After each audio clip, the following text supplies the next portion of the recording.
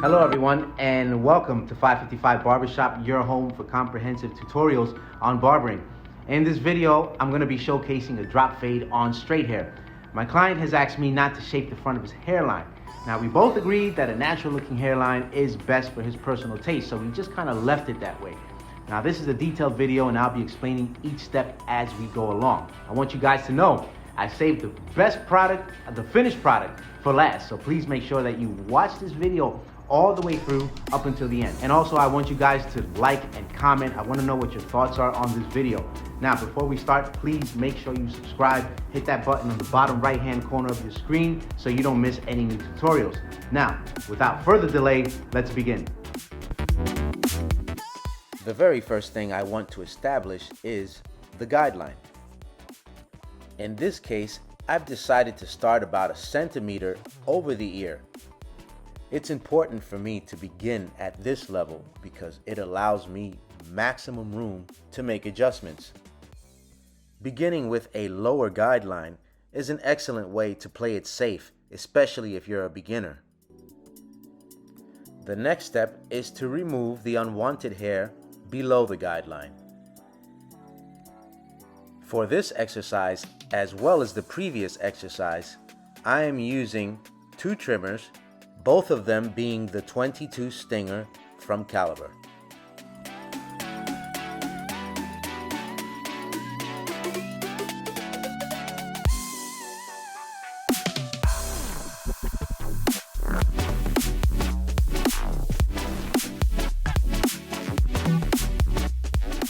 The next step is to use a foil shaver to create baldness on the side. I bring the foil shaver up to the line as close as possible without making another line. That's not to say that you can't, but if you decide to, just know that you will be creating more work for yourself. For this exercise, I am using the RPG by Caliber.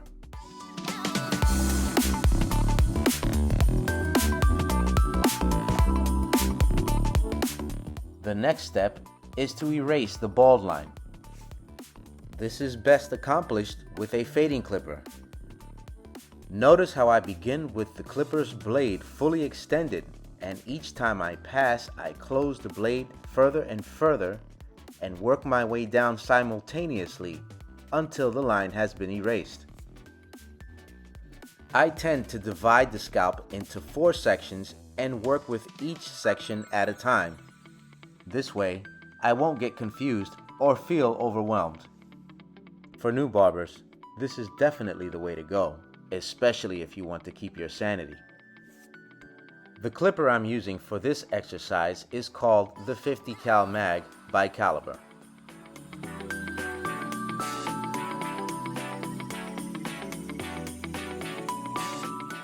Using a 5/8 guard, I extend my clipper and I go all the way up like this. Then I close it and do the same thing. Watch closely.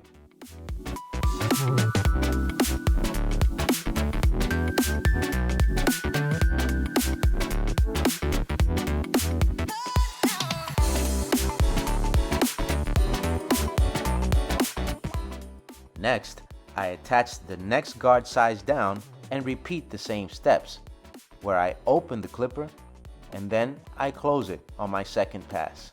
Watch closely. Here it's open. Now I just closed it. Attach a smaller guard and repeat.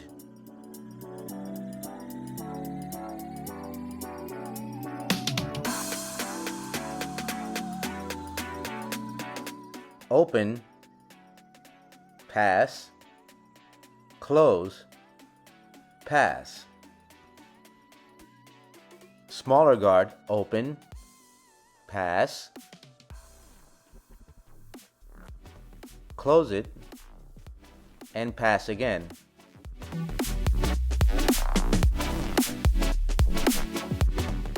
Watch closely. Open, pass it, close it, pass it. Smaller guard. Open, pass, close it, and pass again.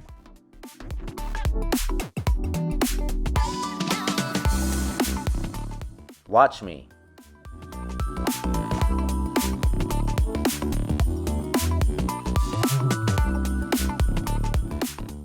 Attach a smaller guard and repeat the same steps. When you start working with the smaller guards, you'll want to start working your way down. You want to avoid cutting into the part of the fade you just got finished blending. Notice how I am beginning to work my way down towards the line.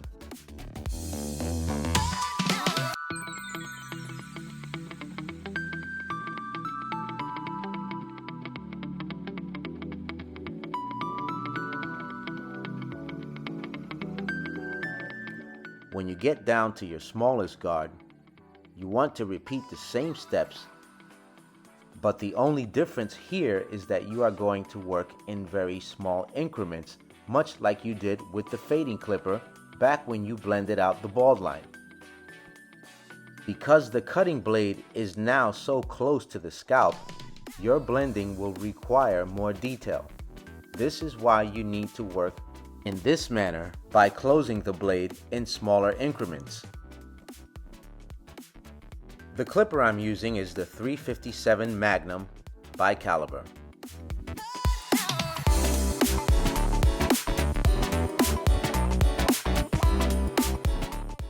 On a side note, I just want to add that the hardest part of a drop fade is this part here behind the ear. Don't be discouraged if you still see a line after you finish blending, as this is a normal occurrence with drop fades.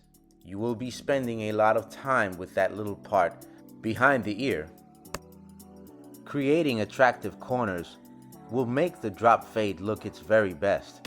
You can use both hands to hold the clipper steady, like you see I'm doing here, or you can just use one hand with your middle knuckle anchored onto the client's cheekbone while using your hand as a compass to create the C-cup. Using a straight razor will clean up and accentuate your work. It's important to allow the blade to do the cutting, not you. Your job is to stretch the skin and guide the blade.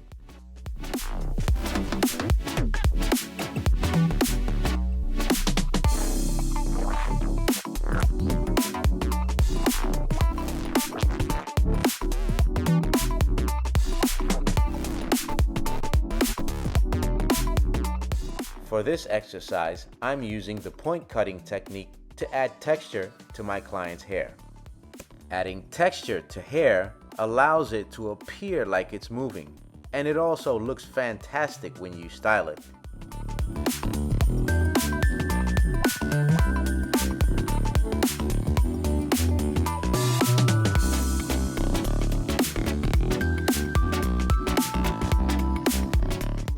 The shear over comb technique, this technique you see me doing here, is used to remove any hair that is hanging over the fade.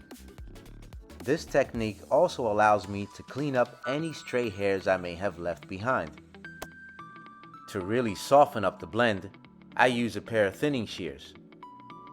This is going to remove the blunt edges of the hair I just got finished cutting with the shear over comb technique.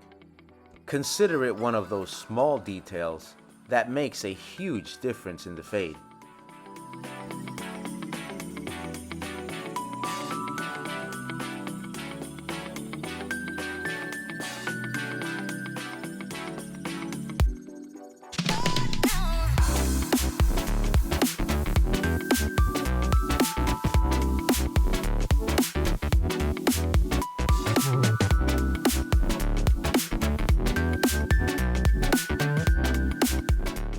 I never really got a chance to show you the other side of the client's hair, so here it is. Here you can see that I'm repeating the same steps as before.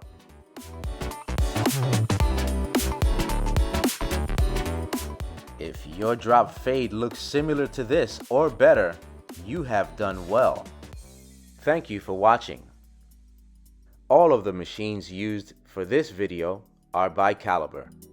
To find them, visit caliberprocorp.com and use discount code 555.